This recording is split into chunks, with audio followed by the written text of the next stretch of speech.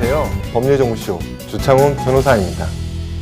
오늘은 학교폭력이 무엇인지, 학교폭력이 발생한 경우 그 처리 절차는 어떻게 되는지에 관해 설명드리는 학교폭력 예방 및 대책에 관한 법률에서 구체적으로 규정하고 있는데요.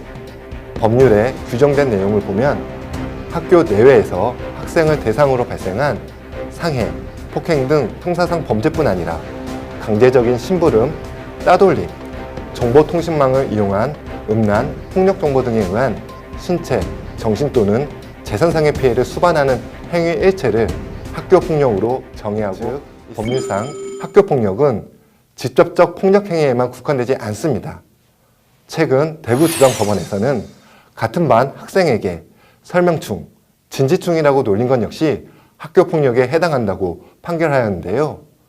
친구를 놀린 행위 역시 피해 학생에게 정신적 피해를 주었다면 학교폭력에 해당한다는 판결입니다. 스마트폰의 보급이 확산되고 단체 채팅방을 통해 학생들 간의 정보를 교환하는 일이 빈번해지면서 사이버상에서 특정 학생을 집단적으로 따돌리거나 집요하게 괴롭히는 사이버 폭력이 학교폭력에서 차지하는 비중이 급격히 늘고 있습니다. 학교폭력이 일어난 사실을 알게 된 사람은 어떻게 해야 할까요?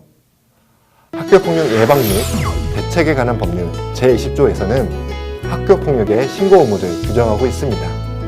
즉, 학교폭력을 알게 된 사람은 누구든지 학교 등 관계기관에 이를 신고할 의무가 있음이 신고되면 학교폭력이 일어난 동기나 피해 정도를 불문하고 학교 내에 설치된 학교폭력대책 자치위원회, 흔히 학폭위라고 하는데요.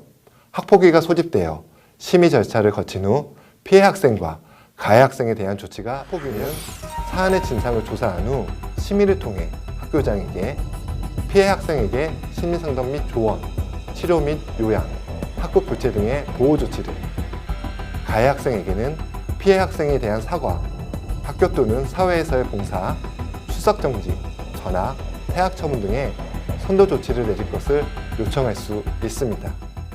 이러한 학폭위 요청에 따른 학교장 조치에 이의가 있을 때에는 재심을 청구할 수 있고, 재심 결정에 이의가 있다면 행정심판 또는 행정소송을 제기할 수 있습니다.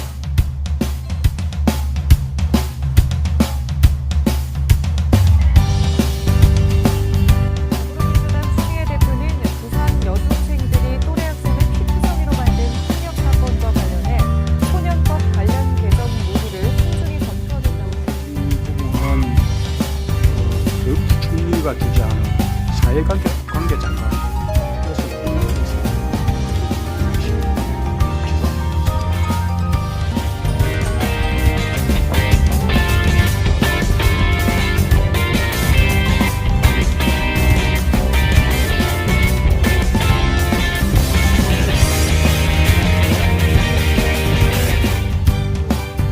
그러니까 이게 여러 가지 의견들이 공존할 수 있는 그런 상황이잖아요. 실제로 소년법 개정이라고 평가하긴 했지만 실제 요구하는 것은 소년법 개정이 필요한 것인지, 어떤 내용이 개정되어야 되는 것인지, 또는 소년들의 형사 책임 연령을 낮출 필요가 있는지, 낮춘다면 그 몇 살로 낮추는 것이 바람직한 건지, 또는 일주로 낮추지 않고 중대한 범죄에 대해서 형사 책임 연령을 낮추는 것이